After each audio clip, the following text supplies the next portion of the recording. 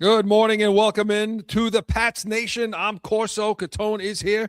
Joe's with us in the booth. You are watching us on YouTube. And hey, remember, when you're on YouTube, make sure you subscribe. Give us that thumbs up. Like the show. Leave a comment. We want to hear from you. And, if you're not watching us, you're listening to us, and you're doing it on iHeartRadio, Apple Podcast, anyway podcast, you can catch us. And want to hear from you in Heated Hotline. We got one today. It looks like we had one yesterday. I think Joe wants to play it again today. It was an interesting one. So we want to hear from you in Heated Hotline, 855-313-PATS, P-A-T-S. Have a take. It's a message line, or you can email us on our mailbag, corso.catone@gmail.com. 10-7, Patriots beat the Denver Broncos to go to Super Bowl 60 last week in the AFC Championship game. Yes. And it was, it was a real barn burner, wasn't it, in that game, guys? Oh, what a barn burner.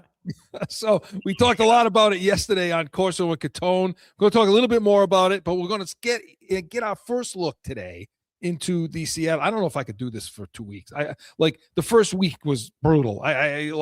It's just too much time. But anyway, we're going to go into Drake Mania and hear from one of you in the Nation and Heated Hotline. I think it's going to be that same one. And we're going to go to coaching room, talk a little bit in Coach's Corner about the coaching and what it's been this season and what led here. And in Pat's preview, that's where we're going to get our first look at the Seattle Seahawks, who beat the Rams. I don't know what the final was, 31-27 to advance to Super Bowl 60 to play the Patriots. Hi, guys. Good morning. Good morning. How we doing? One more week. I got a feeling the Patriots are going to the Super Bowl. See that video I sent you? I saw the video. Take it easy. I'll play that video. Joe, yeah, we're going to put that next week, Joe. We're going to put that up next week, Joe. So we want to get into some things. We want to get into Drake Mania. But first, Broncos have taken their last timeout, and here we go. This could close it. 3rd and 6. No safety deep. Oh, here he goes. He can try to beat him with his legs. As Ellis runs after him, and May got there. Drake May outraces the defender, and the Patriots now only need to fall on it, kneel on it, and they can make their plans for Santa Clara.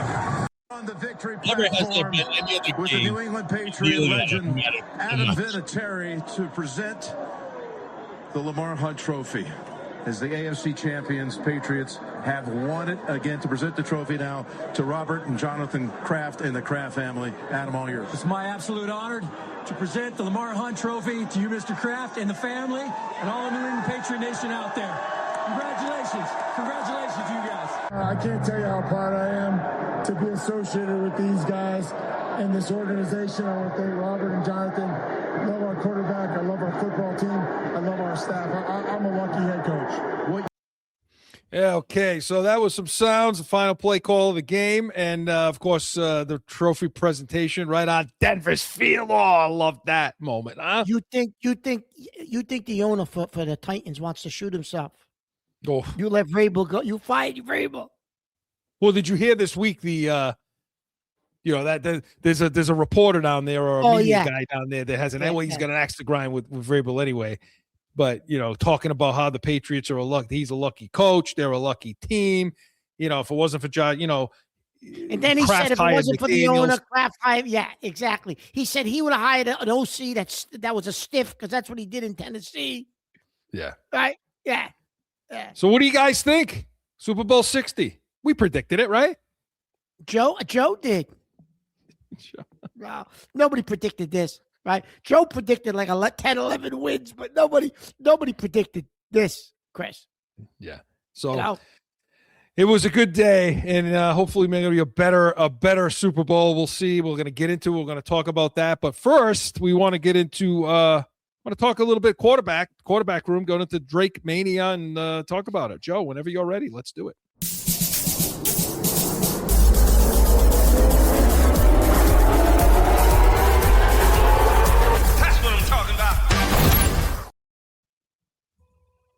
Yeah, this is Anthony from Shrewsbury, and I wanted to talk about Drake May. The thing with Drake May, he has trouble in the weather. He's got small hands, and he has trouble when he's, handling slippery balls. So, when his balls get wet, it's real slippery for him because his hands are small. So that's the problem, I think, with the Patriots. They've been struggling a little bit, but, hopefully he'll be okay in San Francisco or wherever they're playing, and, go Pats. That was our heated hotline call yesterday on Corso and Catone. It was Anthony and Shrewsbury talking about wet hands and slippery balls. Mark.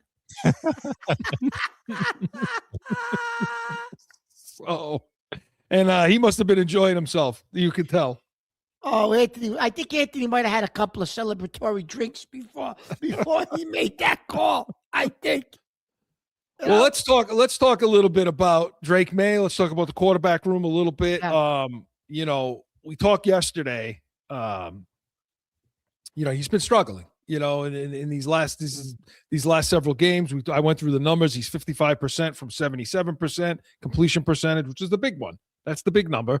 His pass numbers are down. Everything's down.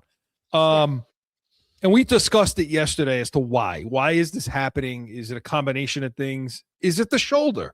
What do you see with him? And then moving forward now, going into this game, what do you want to see him do with his time here for this next week and, to get himself ready? Because he's going to play. I mean, He'll be perfectly fine. He's got 2 weeks to get the shoulder ready to go. I mean, he'll be fine. But so do you think nothing? No, it's no big deal. This is not a problem.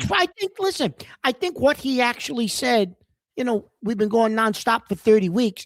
I mean, here's a kid who probably played 9 games, 10 games. They played at North Carolina when he was there. I don't think they went to a bowl game. So his arm is probably tired, Chris, like a pitcher. Pitchers, their arms get tired late in the season, right? I mean, at one point during the regular season, Crochet had a dead arm for like three or 4 games. And then he got, they limited the number of pitches he was throwing. And then in the playoffs, they were able to throw him 105 pitches, So I think part of it, he might be a little tired. But I think more importantly, Chris, his completion percentage is down. I don't think it's because of the shoulder. I think it's a combination of things. I think number one is your receiver room is going up against top 5 defenses, and they can't get separation, and they can't get themselves open. Your tight end can't get himself open against athletic linebackers. So who are you throwing the ball to? Yeah. I think, his offensive line played a little better Sunday, but shoot, they've given up 15 sacks in 3 games. Right. So that plays into it. You're sped up as a quarterback because you're not going to have much time to throw the ball. I think in the last game, they beat into his brain not to fumble and not to turn the ball over. So I don't think he was playing instinctively. I think he was being conservative. Not taking a couple of shots maybe he could have taken because they told him, don't turn the ball over. So I think it's a combination of different things, Chris. And some of it could be his arm's a little tired. Maybe it was a little tired. And I'm going to be honest with you, Chris. I don't think he injured it on that tackle in Denver. Maybe he aggravated it. If he got hurt, Chris, I bet you it was in that Charger game because they beat his brains in that game. Beat his brains in that Charger game. Yeah, listen, I think it is. I think it's a combination. I put, in all honesty, I put the shoulder injury because he's clearly injured. He was on the report. I put the shoulder injury down on the list. Yeah. Okay. Just because when I watch him play that game and I see his footwork, I mean, you were seeing things that we had issues with when he came out of the draft, reverting back to some bad habits, and so, yeah, I'm sure the shoulder's bothering him. I'm sure it's creating maybe issues on those open throws where he's got to drive. Maybe. Okay. And anytime your quarterback has a throwing shoulder injury, a problem, it bears watching. It's a big deal. It's a big deal. Hey, Chris, on the flea flicker, he threw a great ball to Hollins. But that was across his body. 2 defenders. that was across his body. The torque is a little different than when you threw that ball to Booty on the out and those in cut. Those are more open throws where your shoulder's a little more open and exposed, and it takes a lot more torque on that shoulder to get those throws, to deliver those throws. So maybe, I mean, it could be something to do with that. But I honestly think it's more like you said. I think it's more to do with the fact that I think he was sped up in this game. You know, I think the moment's the moment, you know, for these guys. And again, the beating down of, like you said, that's the biggest deal. I can't hold the, because part of the reason why he was getting strip sacked so much was because he's holding the ball too long. We talked about that last week. I said, Jesus, you know, he's hanging onto the ball too long. You know, why is he holding the ball too long? Well, it's a myriad of factors. One is what you just said. And to me, the biggest one is the wide receiver room. You're not seeing this. You're not seeing him hold the ball long if A.J. Brown's on this team. You know, Brian Thomas Jr., Abuke, guys like that. You're not seeing that because the ball's out, because separation's had, it's done. And having a weapon like that changes everything. It changes the whole entire way the defense plays you. How much pressure they can bring, what kind of disguise, what kind of games are they playing up front? Because they know they don't have time to play those 2-3-man games with your rookie tackle. Because they know that on the outside, that dude's coming open quickly. Not only that, you can't devote a safety down in the box anymore.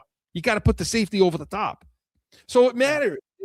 The weapons make such a big difference with how the quarterback gets how quickly the ball can come out and all that stuff. I'm not giving them a pass. I'm saying that there's some factors here other than this injury that are creating this. The question now becomes, though, Mark,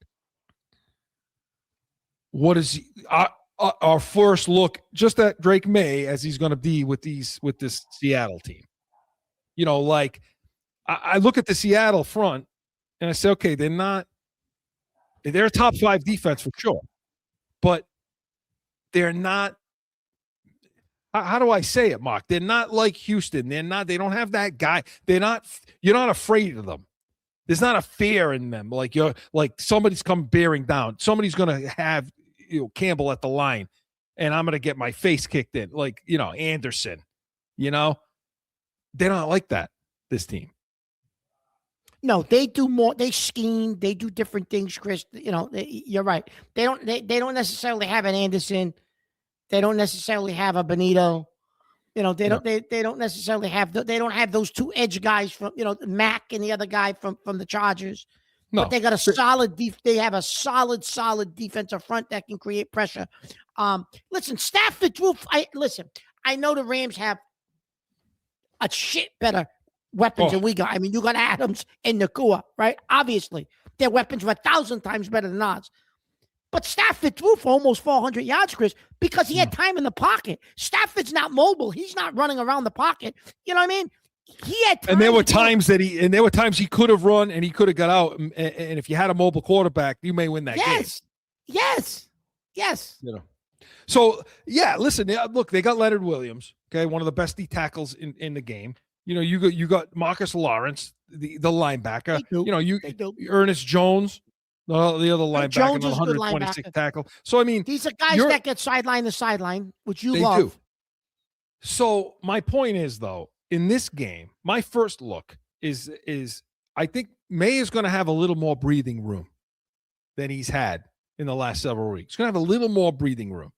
You're going to be able to block this up more. There are going to be a lot more clean pockets. And I think the message to Drake May in this game, or at least if I'm the coach, the message to my quarterback in this game is what Bledsoe said to Brady in 01 before he went out for that 2-minute drill. Yep. F it. Let her rip. Just go play. And that's what I think you got to say. And I think if he's like that and he can play that way, Mark, I think he'll be fine in this game. Yeah. Yep. Now, can guys get open? And we're going to talk about that in the next segment. But first, the quarterback himself, no, I don't think the moment's going to get to him. I think the coaching staff is going to get out of his head about the turnovers and just go play ball. And I think he'll be okay. And let's not forget his legs. What he did with his legs in the Denver game, what he's done all postseason long, Drake May, running the ball. So, you know, our first glimpse of this, yeah, I think it's possible that May could have a big game. What do you think? Yeah, I think he can. Well, here's my thought process around this, Chris. And I'm not being a homer. I mean it.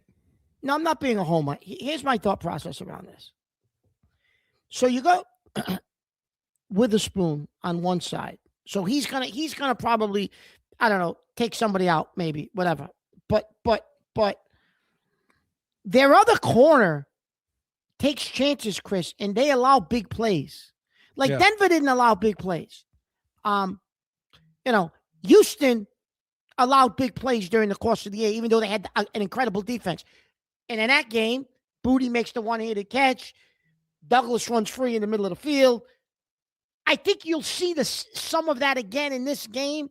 Seattle will give you that in this game. Yeah. You'll get a couple. If May's shoulder is healthy, you'll get a guy running free in the middle of the field like that. You'll be able to throw a ball over the top of the Booty if he's there. Those plays will be there, Chris. They take a lot of. You'll get a couple of zone. It's not going to be. Yes, it's not going to be all day long, but you will have an opportunity to make plays, I think, against this defense. And I have a theory and a thought here that this is it. This is his swan song. Probably never going to go to another Super Bowl. Maybe he will if he gets lucky and latches onto another team. If he leaves here, whatever. This is it for Diggs. He knows this is his shot, right? I think you're going to see Diggs do, what he did. He'll die on that field. No, but I think he's going to turn back the phone. I think he's going to turn back the clock. And I think he's got 2 weeks to rest his body, 2 weeks to get ready for this game. And he's going to leave it all on the field. And that Super Bowl, when Cincinnati played the Rams, Beckham was not the same Odell Beckham Jr., but Jesus Christ, he came out of the gates like he was 24 years old again. And if he didn't blow his knee out, Chris, he was probably going to have 150 yards receiving in that game, right? Yeah. And I think you could see Diggs come up with one of those performances next week, I should say. But, Well, I mean, listen, they're playing a team that plays a lot of zone, and as it relates to Drake May and what you're talking about, look, the only difference between this team and other teams that play zone is, they get on top of the routes quicker. So they do. The windows, their linebackers are quick in the middle of the field, Chris. The windows that are open are not open for long. No, you can make a quick decision. It's going to have to be quick decisions. It's going to have to be protect them, and Drake May is going to have understand. Watch a lot of film. And he's going to have to understand that those windows, he's going to see them, and they're going to be there. He's just going to have to deliver the ball and have confidence to deliver the ball, which the coaches, I think, will instill in him. So, and we're going to have much more of it next week when we break this thing down. This is just our first glimpse of it. But Drake Mania was presented by CORSO and CATONE, the real deal New England feel. Saturdays, noon Eastern. Hey, next week we're going to have our look at the week, at Super Bowl week. We're going to talk about the media day and all the interviews, and we're going to talk about the practices. I think the media day is Monday night, I think. Is it Monday or Tuesday? I don't know, but maybe it's Tuesday. It might be. You know what? It could be Tuesday, Chris. It could be Tuesday. You might be right. So we'll see, but we'll have that all next week on CORSO with the Cone. But we come back. We want to go in the coach's room, talk a little bit about the Patriots coaching staff. Coach's Corner is next. Guess what? I got a fever, and the only prescription is more CORSO and CATONE. Saturdays at noon.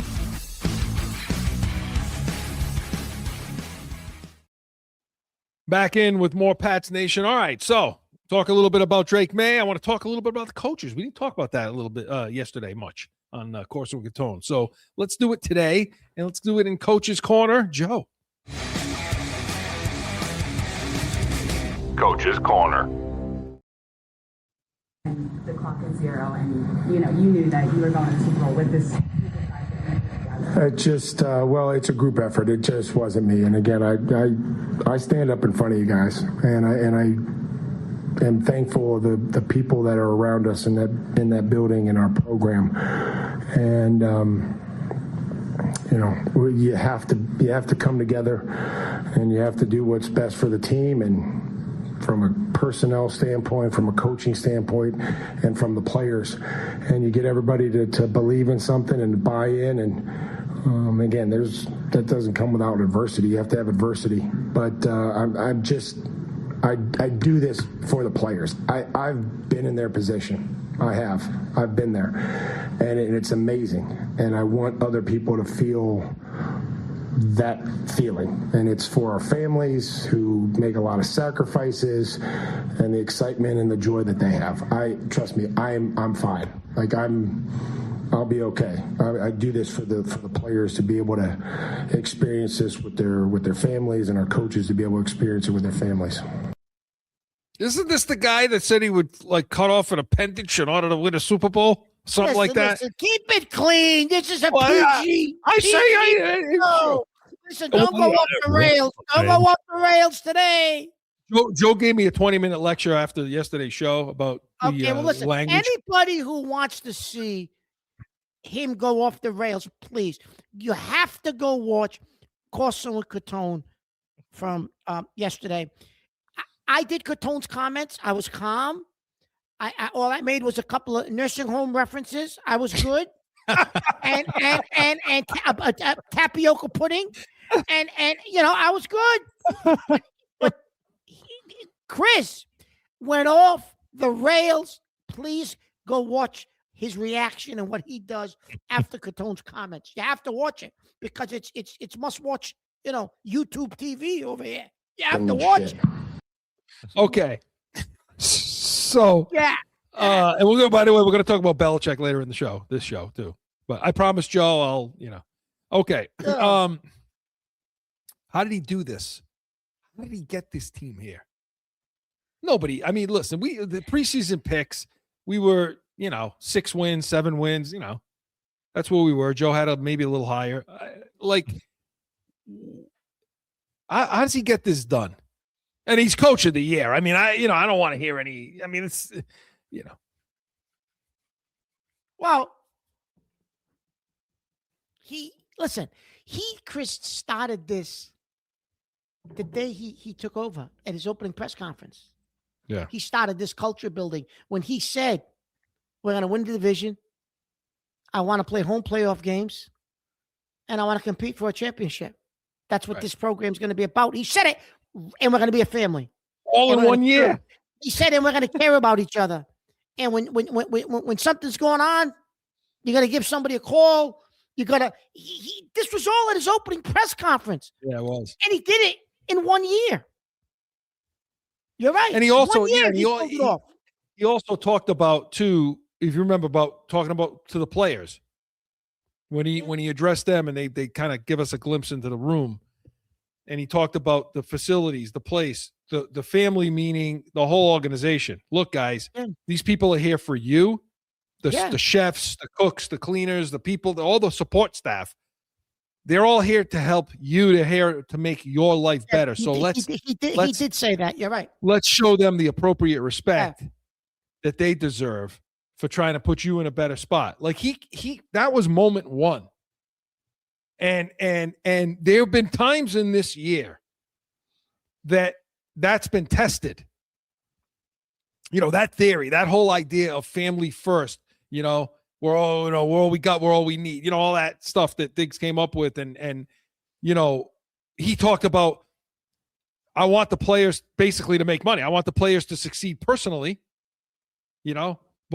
but as a team as well. Right. So you wanted them to get their money. You wanted them to get their incentives. And times during the year came up. You had the Diggs issue. You had the Bondmore issue. You did. And speaking of those incentives, Chris, he did that. Was it the Jets game where they were all making their incentives? Yep. And he was on the sidelines hugging them and giving them high fives. Like Diggs made his incentive. Chazon made his incentive. Henry made his incentive. Remember, right? Yep. Yeah. Then he put them on the field with the opportunity to do that. And then when time came that he had to protect his team and his players and his family, he did. And he's got he caught a lot of flack for backing Diggs. A lot of flack for backing Diggs. A ton of it for saying, "Hey, we're going to let it play out." I'm not, all that whole thing that went on with Bondmore and Diggs, and he maintained the same message. throughout the whole process, and that's how he got it done. It's not easy to do because you can see it. You know, when you as I watch the whole season, and I watch all these games, all the other teams, I hear the press conferences, I listen to the coaches, and as New England was succeeding all season long with this message, you could see some of these other coaches trying it in press conferences, talking about the team and the family and the culture. It just doesn't ring the same. No, because he's done it from day one when he took over. That was his opening press conference. Right. Even the players for all those other teams started talking about the same sort of stuff. But if you notice, none of them on any other team ever says, "I love playing for the coach. Love playing with this coach. Love my coach." Yeah. Like they all say, "Oh, Diggs said it right out, Chris. He's the best coach I've ever played for." And here it is. He stayed the same, consistent the whole time. When we lost to the Steelers and we lost a couple of those games early, you know, it was emotional. Out and put us in that spot, and nobody believed in us. You know, they don't like us for any matter. I feel like our coach believed in us. He helped us build this identity that he speaks of.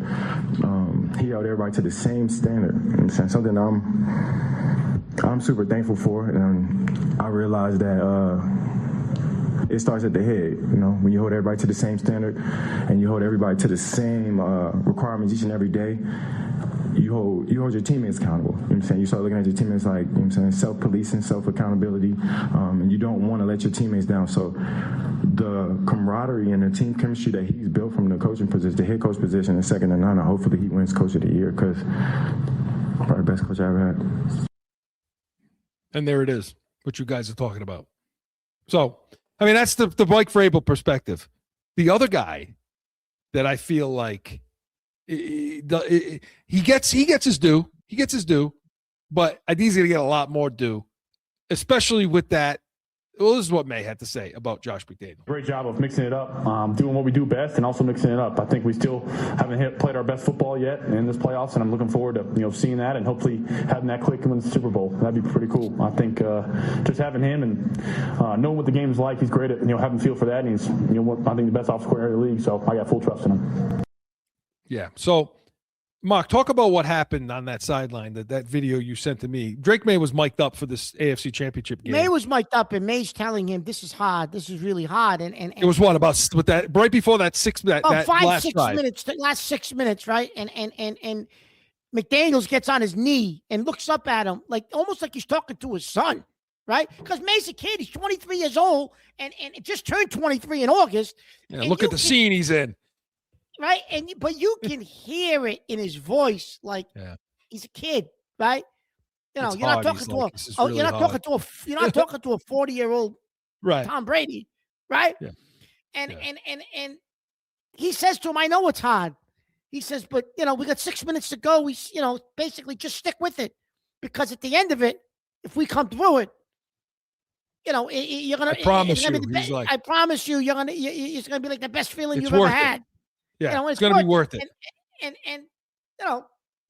like a father would say to his son, like you said, Mark, just like you said, like a father would say to his son who looks kind of beaten down, who's sitting there with his head down saying, "This is really hard. This is really hard." I don't fault the kid for having that stance. Oh, no, he's a kid. And so, like it was similar to when Darnold years ago with the Jets said, "I'm seeing ghosts." People tortured him over that. I don't have a problem with that because it's real. That's real shit. That's what's happening out there. That's when the boogeymen were born. Remember in that moment. But so Josh McDaniels, Mark, to me they're not here without him. They're not. Well, Chris, was it the Seattle Super Bowl on the interception from Butler that Brady starts jumping up and down and saying, "Josh, we did it. We did it." But he had that relationship with Brady, but Brady was a lot older, obviously. But he builds those relationships with his quarterbacks. You know what I mean? And that trust with his quarterbacks. He does. And let's not forget, this is like, how many Super Bowls is this now for Josh McDaniels coaching in? Well, let's gotta be like 6 or 8. I mean, he was with them with the Rams, right?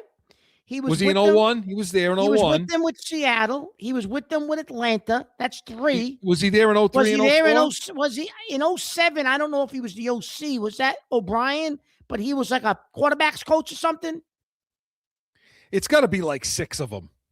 He's been to like he may have been to 5 or 6 of them. Yeah. Where he's a coach. Not an OC, but Not a an coach. OC, but he's a coach. Yeah. You're probably right, Chris. He's able to take this kid and the rest of them, and he's able to sit down with them, and he's able to get with them on the sideline and say, okay, guys, it's okay. This is okay.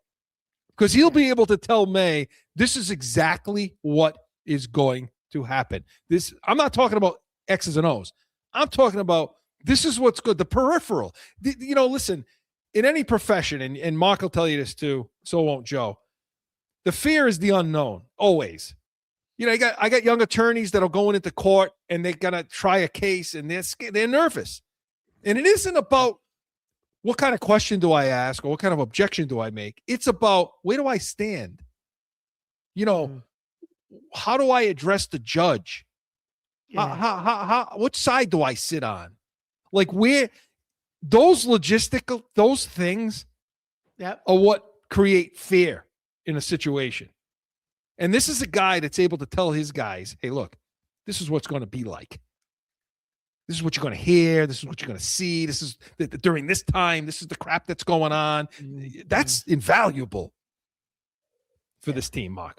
Yeah, I have to think May is going to be like a sponge this week and next week because McDaniels is going to tell him, listen, when you come out of that tunnel, there ain't nothing like it. You're playing for the whole thing. So, right. So we'll see. I mean, it's interesting. It's an interesting perspective. But yeah, when you talk about the coaching room and even Zach Kerr, look what he's had to deal with. Chris, do you give Kerr the credit for what this defense is doing? I am. You have to. Or do you think Terrell Williams is working behind the scenes with these guys? Well, I'm sure Williams is talking with them. I'm sure Williams is looking at film. But you have to give it to Kerr. Or Core. Is it pronounced Core or Kerr? I'm not sure, but I've heard it both ways. That's why I asked. Listen, he's going to get a lot of credit if they win this whole thing because of the defense. Somebody you will got to get. Listen, we were giving him crap a couple of weeks ago. We were. So he came out in that they came out in that Chargers game, and since then, their game plan, the execution of the game plans, have been not flawless, but they've been really phenomenal. And they're not getting the credit. They got that chip on the shoulder. And no, I give Zach Kerr a lot of credit for what he's been doing. And of course, Vrabel, because I'm sure that he's, helping with the game plans and all that. But no, the coaching staff has been spectacular. It's been the biggest difference. Obviously, that's the biggest difference between. I know about the free agents. I know about all the guys we brought in and all that. But the coaching staff has been the biggest difference between what was and what is now.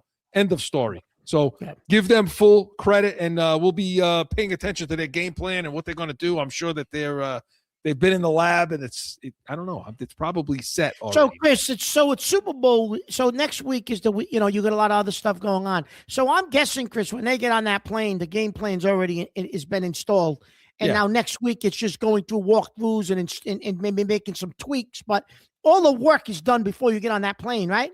Yep. They put that plan in on Tuesday, Wednesday, Thursday, in that range, and then, they do it in spurts. They do, middle of the field, third down. They do red zone. They do, all those things. So, yeah, they've put the game plan in. So it's set. And I think they flew out today, right? Sunday? Were they flying out? I'm not sure. They're flying out Sunday.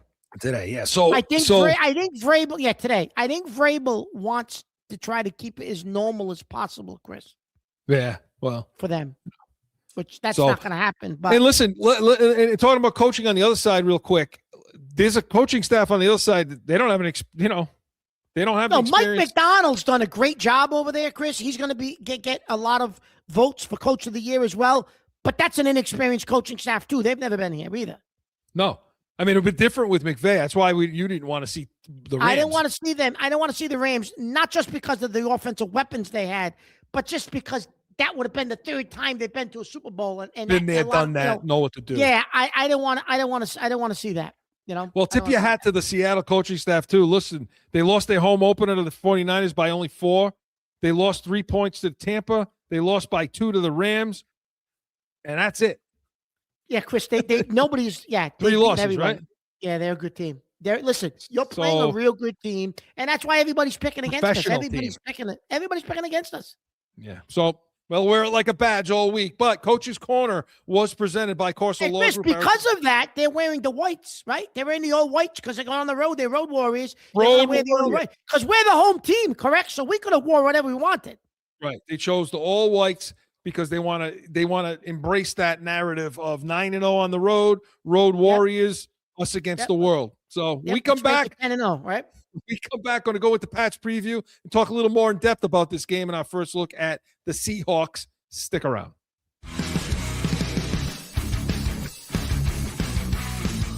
The real deal New England feel. What does that mean? We're like you. We're going to bitch about everything.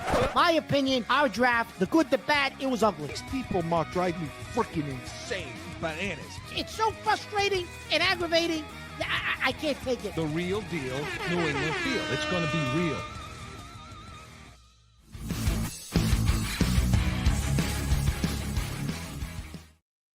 Back in with more Pats Nation. All right, let's now. We've been talking about a little bit about these Seahawks. Let's dive into the Seahawks just a little bit. Okay, talk about what they bring to the table.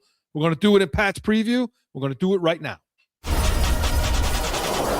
Pats preview. Okay, Mark. So here's a team that, like I said, they went 14-3 on the season, right? Was it? Yeah. And they lost 3 games on the year. And, they had to play some tough competition. They've had to play, the Rams twice. Obviously, San Fran, when San Fran was playing pretty well, they had to play them twice, coming out of a tough division. They didn't. I don't know if they played. I don't think they played Philly or teams like that. But the point is, they had some tough games, and a tougher schedule, right? You would say than the Patriots had. I mean, this season. Yep, absolutely, positively. So I want to talk about their offense a little bit because in this playoffs, let's just say it that way, and maybe even all season, if you really go back and look at the Patriots' schedule, this may be the best offense they've played all season long, especially given that they had all hands on deck. The teams you play in the playoffs are missing guys. So you look at Sam Darnold. We'll talk about Sam Darnold in a second. Jackson Smith-Njigba.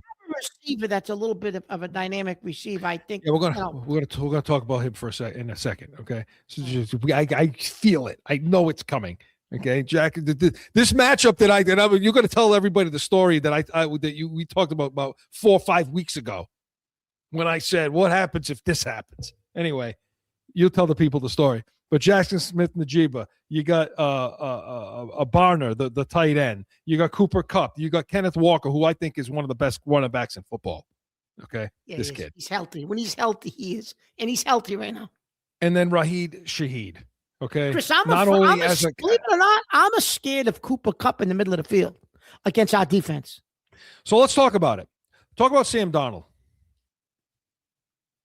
I'm seeing ghosts. This was the Sam Darnold. Well, that was a different Sam Darnold. I think he's beyond that now. A totally different quarterback. I think working in Minnesota with he's like a guru of quarterbacks. I think really straightened him out and got him where he is. I'll give that guy from Minnesota a lot of credit. But he's 67.7 passer rating, 25 touchdowns, 14 a lot of interceptions. I was just going to say that though, Chris, but you can force him into mistakes. He don't see the ghost anymore, but he does have a tendency to throw into coverage where you can intercept the ball. So listen, if they do the same thing they've done all playoffs, Chris, like they did to Stroud, they did to Hebert, they did it in the second half to Stiddy. I think you can confuse if you get pressure on him. He's not a real mobile quarterback. He'll roll out a little bit, but he's not going to be running the ball. I do think, Chris, you can confuse him and force him into turnovers. I do. Yeah, he's definitely one of these guys. I'm saying that, and they have only lost 3 games all year, and they've only lost by the most is by 4 points. So it's not, I'm saying that, but he has 14 picks. He's thrown 14 interceptions. Look, like I said, I mean, it's again, this guy's numbers are completely different when you speed up. When under pressure, these guys' numbers are different than when you let them sit there. So that's something to look for in this. We'll get to where you want to go in a second, JSN. Talk about the running game, though, because you and I talked the other night. I said, well, if you're going to take something out of this game, okay, and I guess we can bring it up now. If you're going to take one thing away from them, do you want to take Walker away or do you want to take JSN away, if you even can? I think the way our defense has been playing, especially if Spillane plays, I think the way our defense has been playing, Chris, I think we'll be okay against Walker. Nobody's been running the ball the whole playoff against us. I think we'll be okay. I think you have to listen. You're not going to stop JSN, Chris, just because of how they use him. Yeah, I think you're just going to have to try to limit him where he's not putting up a 180-yard performance and 3 touchdowns or 2 touchdowns. Like, you got to try to limit him. You're not going to stop him. No one has stopped him all year. He's got 119 catches and 1,800 yards receiving, right? Mark, so no one's been able to stop him all year. In the NFC Championship game, he had 10 catches for 153 yards and a touchdown, which was like common for him. But I will say this, Chris. In the second half of that game, though, in the late third quarter, fourth quarter, the Rams did a better job of limiting him. Yeah.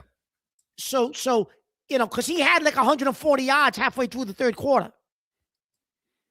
The problem with him is just what you said. He ends up with 150 yards on a regular basis and a touchdown or 2. But they're going to move him all over the field, Chris. It's not like the old days where Gonzalez is going to line up directly across from him and say, let's bring it, let's go. That's not how they use him. You went crazy when you saw him come out of the backfield. You said, we're dead if that happens. We're dead. Because everybody, all week long, you've been listening to people say, well, okay, what's the matchup? You got to play Gonzalez on him. Yeah, they're not going to let that happen. Seattle's not going to. The days for everybody out there around the water cooler. Those days are gone. The days of locking up one guy on one guy. Offenses are too complicated for that now. They motion.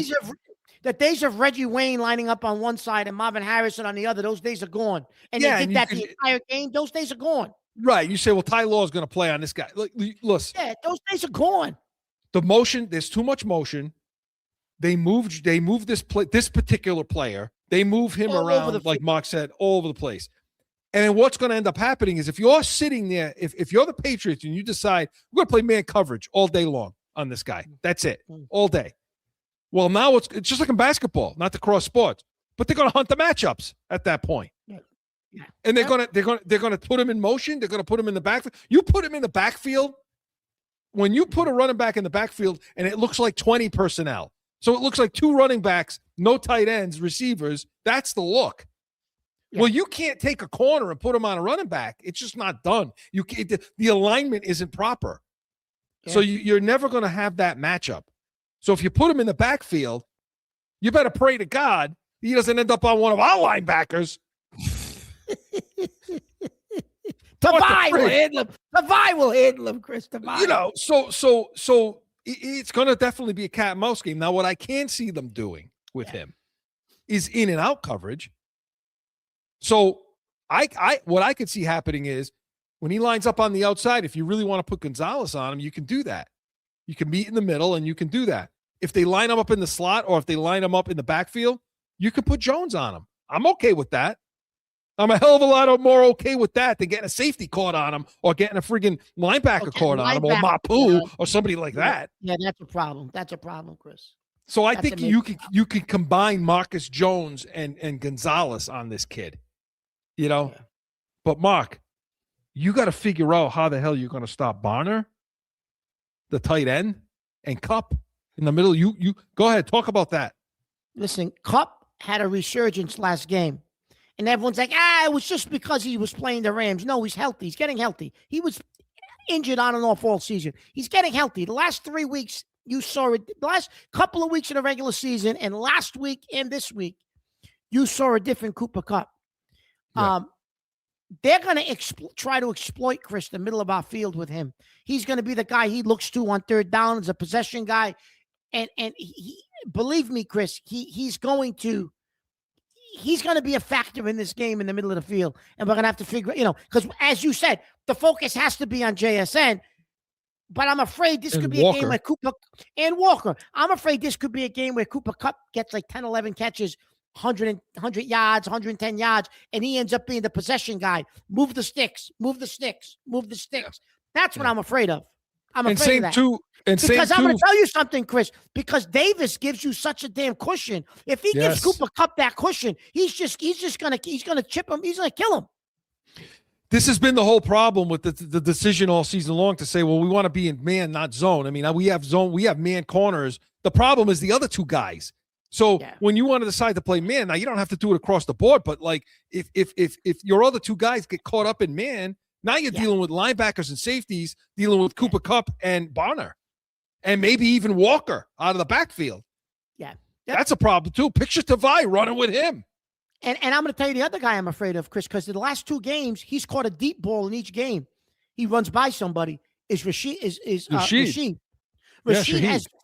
Shaheed, Chris, only runs one route pretty much, but he gets by somebody every week. Every week he gets by somebody. Every week he spent the last 2 weeks, he's run by somebody.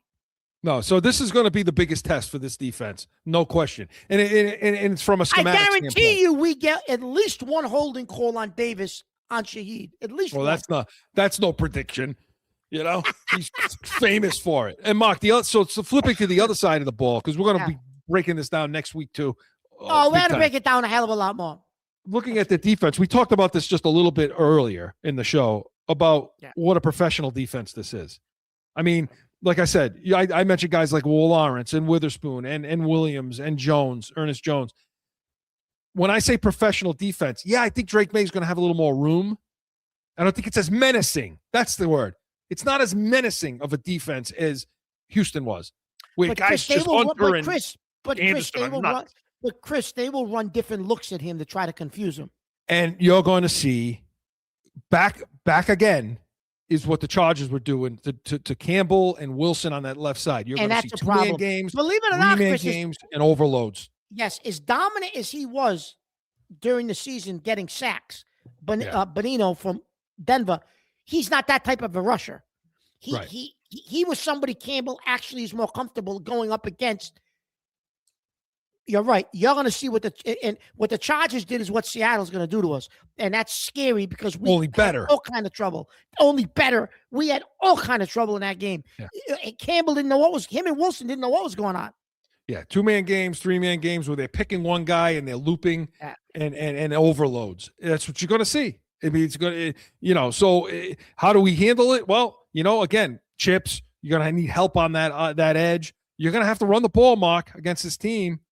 You're going to have to, and you're going to have to try to. Yeah, like I said, they're a good zone team. The thing with Seattle with this defense, when I watch them play, when I say they're a professional unit, they're game plan specific defense. So they're going to plan for the opponent. They can play zone as well as man. Like they're equally efficient. McDonald, Chris, was the DC in Baltimore. Baltimore, the year he was the DC, had a real good defense. Yeah. Just fundamentally sound. Chris, he coaches the defense as the head coach. He calls all the defensive plays. That's right. Yeah. This game is going to come down to him versus McDaniel. That's what this game's going to come down to. So about 5-6 weeks ago, before the playoffs started, Chris said to me, imagine if us against Seattle. But tell him why, though. Because when the draft happened, okay, when Gonzalez was drafted, and when JSN was drafted, and he before he was JSN, he was drafted, and the Patriots had a chance to take him at 17, I want to say, and we drafted Gonzalez at corner, and Mock lost it. He was pissed off, lost it. I had learned from the N'Keal Harry incident, so I was sort of up in arms too, but I was more like, He's still a good corner, though. He's a good guy. He's going to be a Pro Bowl corner. So we're going to get an All-Pro. But you were really pissed off because you saw it. Nobody else saw it. You said, this kid is going to end up kicking Metcalf out of Seattle. He's going to be the reason Metcalf goes. You thought I was nuts. I didn't think he was nuts. Your son's my witness. Andrew's my witness. You said, exactly what happened with JSN? You predicted it. So now I said what? Now, a few weeks ago. Now imagine if it's us against Seattle with it's about 4 weeks. This is when the playoffs began. Yeah, they began. He said there's about 4 minutes to go in a game. We're up a field goal, and Gonzalez is going to have to take on JSN. I said, and that's when it's going to come back to roost. I said, there it is. Yeah. This is going to be that matchup right there. JSN's going to go buy him for a touchdown to win the Super Bowl. And then I said, Mark will go bananas. He'll break everything in his house, Joe. Everything. So it may happen. We'll see. I don't know, but it's definitely a matchup to look at. And that's our first look at the Seattle Seahawks. Good football team, professional football team. There's a reason they're favored 4.5 points to this point. And that line may keep going up. And we'll talk more about this next week, and we'll get into our predictions next week and why we think, who's going to win and why not. But, Absolutely. So Pat's preview was presented by CORSO and CATONE, the real deal. New England Field Saturdays, noon Eastern. Everything Mark just said, we will have it on the show, including CATONE's comments. B's and C's will get you caught up on what's happening with basketball. Jason Tatum, a couple of big to do there going on. So we'll talk about that on next show. But we come back, going to go weekly rewind. Got to talk a little Hall of Fame snubbing. Joe.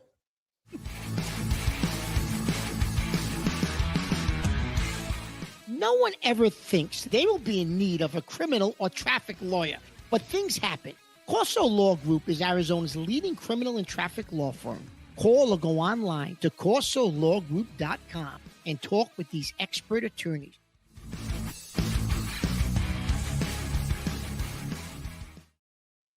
Back in with more Pat's Nation. Okay, listen, we got to go back in the week. There was a Hall of Fame. Some announcement was made.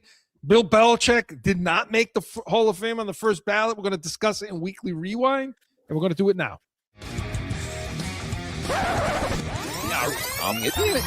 Going back through the week, about a Weekly Rewind. I want to respect my elders, Mr. Bill Polian. Sit down. Just don't say anything.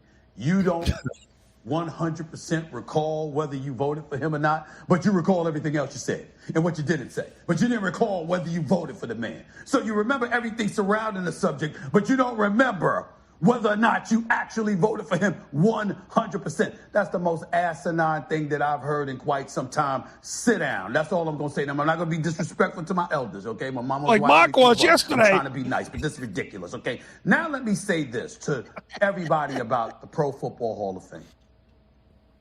We should boycott that bad boy. Nobody should show up. Nobody should want to go into that Hall of Fame if Bill Belichick ain't in as a first ballot Hall of Famer. 6 championships as a head coach, 8 overall, 2 as a defensive coordinator, universally recognized as arguably the greatest coach in the history of football. And if you don't definitively feel that way, it clearly is a discussion. There is no reason on earth that Bill Belichick is not a first ballot Hall of Famer. I know T.O. got robbed as a wide receiver. That shouldn't have happened, by the way, okay? What are you going to do next? If it's going to be because of Spygate, if it's going to be because of Deflategate, are you going to use that excuse to keep Tom Brady out as a first ballot Hall of Famer next? I'm telling you right now, there are certain things that are so egregious, it stinks to the high heavens that you could do something like this to this man. I don't give a damn that he was a bit truculent with the media. I don't care that he wasn't the most inviting person in the world. His credentials are his credentials. Bill Belichick not in the Hall of Fame. And the voters who have no guts whatsoever. This is not nuclear physics or some major project with the United States. Put your name to it. If you didn't vote for Belichick, put your name to it. Show us why. Explain why we didn't vote for Belichick for this, that, and the other. Put your name to it. Show some guts. Don't hide behind, well, this is secret. No, it's not. This is sports. It's not secret. And furthermore, think about this for a second. You think that Kraft, who thinks he's going to get in this year after he did 14 years of campaigning with Stacey James, which drove everybody crazy? Do you think that Kraft wants to celebrate in July with Belichick? And Kraft and Napoleon are tight as thick as thieves, the both of them. Thick as thieves. Belichick and Kraft don't want to celebrate with Belichick. They hate each other. So okay, that was All first take with Stephen A. Yeah, Smith and Mad Dog there. Mad Dog. I think you get the gist of it. All right, Mark. Yesterday, this one is definitely this is a falsetto. Look, yesterday on Corso and Catone, I got scolded after for about 15 minutes by Joe because I called it an effing disgrace. Well, I didn't say effing. I used the word. No, you said the word. But and it is. Then you went on a rant about Michael Felger. Oh, he's an asshole. Oh! All right, Mark. Well, because he said he's not. Oh, you had Foley in a nursing home. So, I mean, we both, I didn't say anything bad. I just said if Bill Polian can't remember whether he voted for him, give him room 302 in the nursing home, and I'll send him a bowl of tapioca pudding and have somebody feed it to him. That's all I said. Mark, this is an epic disgrace. I mean, it's just. But what is it that ticked you off about Felger? What did he say? I'm not what by it? I'm not. He's not. But in his calm, condescending voice. Yeah. And God bless the man. He got the #1 afternoon program on all of radio in the country. God bless you. But nothing's forever, my friend. Nothing's forever. He kept talking in his calm, a-hole way of, look, I'm just, I think it's wrong. I think they got it wrong. I think he should be in the Hall of Fame. But I'm just not as outraged as you people. I'm just not. And that just pissed me. That ticked you right off. Nothing pisses you off more than when you're unreasonably upset about something like I am. Yeah. And you got some calm a-hole in front of you telling you calmly, look, I'm just not, I agree with you, but I'm just not there where you are. Oh, but you didn't want to put you on the ground. I'm not going to beat the shit out of you like that. How about that, Felger? We don't condone violence here. We don't condone violence on this show. Condone violence. I just want to put that out there to my viewers. Mark, the outrage isn't about Bill Belichick. That's not what the outrage is. The outrage is for the calamity of the process that you did. Like, the process was tainted and a shroud has been put over the Hall of Fame because of this. That's the outrage. Yeah. If you care about the Hall of Fame, if you care about it, which everybody seems to, then you have to care that these people abuse their power. And they factored things in. Spygate has been legislated. It's been adjudicated. It's done. It's over. They paid fines, draft picks, this, that. They faced a penalty for that. So now you're going to make this guy pay penance for that again after they have already done that? Who the hell are you? Who the hell are you as a governing body of voters for the Hall of Fame to sit there and do it again? Yeah. That's double jeopardy, man. It's ridiculous, Chris. It's totally ridiculous. That's it. Listen, the Football Hall of Fame, Chris, at least up until this point, I know that, Stephen A. mentions they screwed Terrell Owens, which they did. But it at least had a shred of dignity and it wasn't viewed like the Baseball Hall of Fame is. They're keeping out, guys like Clemens and Bonds and McGuire. Why? Because they did steroids when 95% of the league were on steroids. The owners knew it. The league knew it. The managers knew it. Nobody cared until some dealer got caught. And not only did they know it, it was encouraged. He had all these names. Of course it was. He had all these names of players. Well, now all of a sudden, these guys were all blackballed. I mean, come on. Really? You didn't know that was happening? Of course they knew it was happening. But So it you're served gonna their keep penalty this for that. out of the Hall of Fame? Look, you got racists in there. You got, in the Football Hall of Fame. Aqib Talib said, you're going to keep this man out for Spygate when you got murderers? He was referencing O.J. Simpson, right? He said, you got murderers, you got crackheads, cokeheads. He said, you got all these people in the Hall of Fame. You're gonna hold this man out to pay penance for that? He said, what the hell kind of nonsense are we dealing with here? You think Chuck Noll wasn't an a-hole to his players and everything else, or taking every advantage he could take? He's a first ballot Hall of Famer. Landry, listen, you mean you're going to tell me when he becomes eligible that Andy Reid's not going to be a first ballot Hall of Famer? You can't now. You've established the precedent, because if Bill Belichick is not a first ballot Hall of Famer, nobody is. Well, I guarantee you Andy Reid will go in on the first ballot. How is that possible? Because he's going to, Chris. He's going to go in as a first ballot Hall of Fame. I guarantee it. Look, let me jump in with Bill Walsh wasn't a first rounder. Yes, he was. He was a first ballot, I think, Joe. No. Bill Walsh wasn't a first ballot? Lombardi wasn't either. Lombardi wasn't either.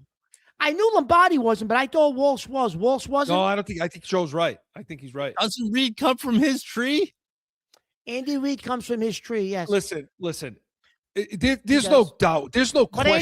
But Andy Reid's got more Super Bowl rings than he does. He's got 3. Right. The only way Spygate should enter into this, in this situation, is this.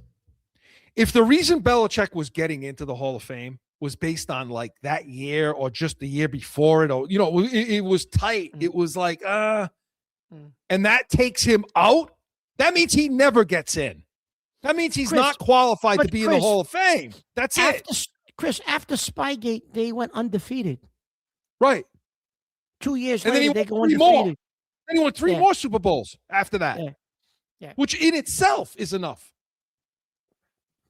Look, there's no justification for this. There is no justification for this. The bottom line is they don't like him. They never liked him. He was a jerk to people. He treated players crappy. He treated everyone. He treated the league crappy. That's the way he was. He didn't want to play by people's rules. They told him to stop videoing it. He did it anyway. Because he's not going to be told what to do because he's an a-hole like that. Got it. I understand. So that means you it doesn't matter. You get in. You're in. Didn't the guy a few years back, Chris, doing a documentary for the team, take video of Cincinnati or something? Remember that too? Yeah, I guess. I don't know. Look, I'm just saying, this is an egregious. It's taken the Hall of Fame and it's reduced you to a joke. Yeah, it's a joke. Listen, Jimmy Johnson's not going to the Hall of Fame ceremony this year. He said, I shot of a plane. He said, I'm canceling it. He said, and this is his exact words were, I want to know who the assholes were that didn't vote for him. Then I'm cowards. Right. Give us your names. Yeah. Like I said, Jimmy Johnson called him the greatest. Jimmy Johnson called him the best coach in the history of the game. And he's a Hall of Famer.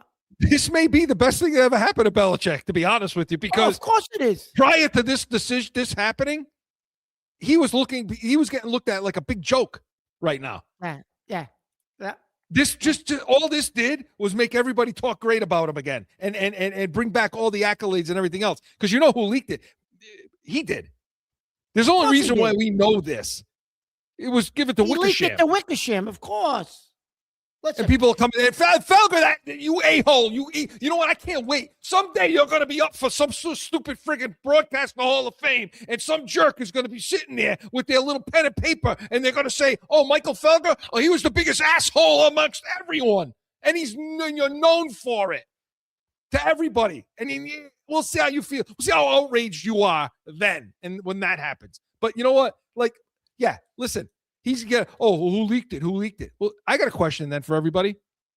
If the NFL Hall of Fame has not announced official announcements yet, right? They haven't, right? I mean, nothing's been officially announced. I think it's next week. It's Thursday of next week. Oh, okay. So let me ask you something, Mark. Nobody's asked this question. If nothing's been officially announced, what's to stop the NFL now from next week saying, I don't know what everybody's talking about, but Bill Belichick got in. He's in. Yeah. Well, they know he's not in, so. No, that was clearly a mistake. I don't know who erroneously reported that, but this is he's in. They can still correct this, you know. They can could, still but they correct won't. this. They could, but they won't. So we'll see. I know, Joe. Because I don't think that other jerk. No one's talking about that other jerk. Doesn't like Belichick either. Goodell, Roger Goodell. Listen, I want to see your reaction if they try to do it to Brady. They might have to put you in a hospital on the watch. On watch. They'll never do it to Brady. You know why they'll never do it to Brady? Because Brady wasn't convicted of letting the balls out of the air out of the balls. The way they'll get around the Brady thing. He was convicted of damaging his phone. Obstruction. So they couldn't see it. Obstruction. Yes. Obstructing the investigation. That's why. Yes. And that's how that thing will go. But But Stephen A. Smith's right. If Spygate and these skate were the reasons, well, that means Brady don't get in either the first time. You've destroyed all your credibility, Hall of Fame. You're worthless in a lot of people's eyes right now. And it's and for you 11 idiots, however many people voted that way, you stupid idiots, or Bill Polian, you horse's ass. Mark's right. Go sit down and have some pudding and go drool on yourself. You're right.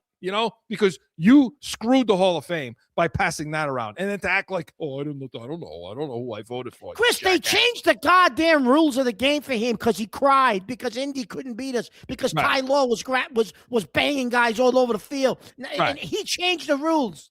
You're kicking your ass up and down the field, so that's it. We're way over today. That's okay. It's definitely worth it. So Belichick got screwed. We're in your camp. And you know what? Maybe the best thing that ever happened to you, my friend, because everybody's going to be talking great about you for the next 8 months, no matter what happens. So, Pats Nation was presented by Corso and Catone, the real deal New England Field, Saturdays, noon Eastern. Hey, next week, we're going to have our recap of Super Bowl week, which includes practices, media day, going to have Catone's comments, and so much more. Make sure you come back to this show next weekend. We will be the first pregame show for Super Bowl 60. We will have our breakdown. We will have our Sunday spread, make you some money. Yes, Mark. Can I ask you why we don't have our credentials for Radio Row? They won't let us in. Joe, because of you that, should have because got of us credentials, Joe. Because of the meltdowns that I keep having, that you and I keep having on the air. They won't even answer my email anymore. They won't even let us near the joint. They won't let us near the joint. So make sure you're coming back to this show 8 a.m. next week. We are the Pats Nation. Hey, enjoy Super Bowl week.